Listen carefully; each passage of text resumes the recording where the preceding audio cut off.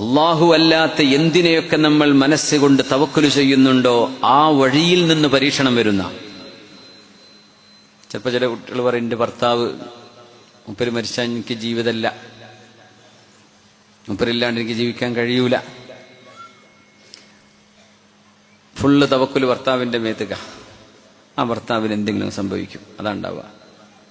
മക്കളെക്കുറിച്ച് പാകത്തിന് മതിയെന്ന സ്നേഹം, അതൊക്കെ എന്തേ വല്ലാണ്ടങ്ങ് കൽബ് അങ്ങോട്ട് പോയാൽ ആ വഴിയിലൂടെ ഒരു പരീക്ഷണം വരും, നമുക്ക് താങ്ങാൻ കഴിയില്ല. തവക്കുൽ എവിടെയാണ്? ഇത് മുഅ്മിനീങ്ങളോട് ഖുർആൻ പറയാം, മുഅ്മിനീങ്ങൾ ഇങ്ങനെയൊക്കെയാ ജീവിക്കുക, അല്ലാഹുവിനെ ഏൽപ്പിക്കണം. നമ്മുടെ ജോലി, നമ്മുടെ മുതലാളിനെ തവക്കുലാക്കണമല്ലൊക്കെ ഉണ്ട്. പഠിച്ചോനെ എൻ്റെ എൻ്റെ മുതലാളി ഇല്ലെങ്കിൽ ഞാൻ ഉണ്ടോ, എൻ്റെ കുടുംബം ഉണ്ടോ?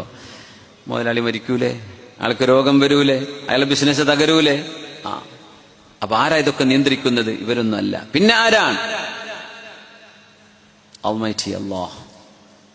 വഅലല്ലാഹി ഫല്യതവക്കലിൽ മുഅ്മിനൂൻ.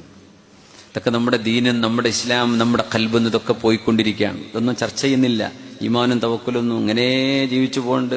പെരുന്നാളോ റമദാനൊക്കെ വന്നു പോകുന്നുണ്ട് എന്നതിലപ്പുറം നമ്മുടെ ഈമാൻ ഒന്ന് പുതുക്കിപ്പണിയുന്ന ഒരു പണി അനിവാര്യമാണ്.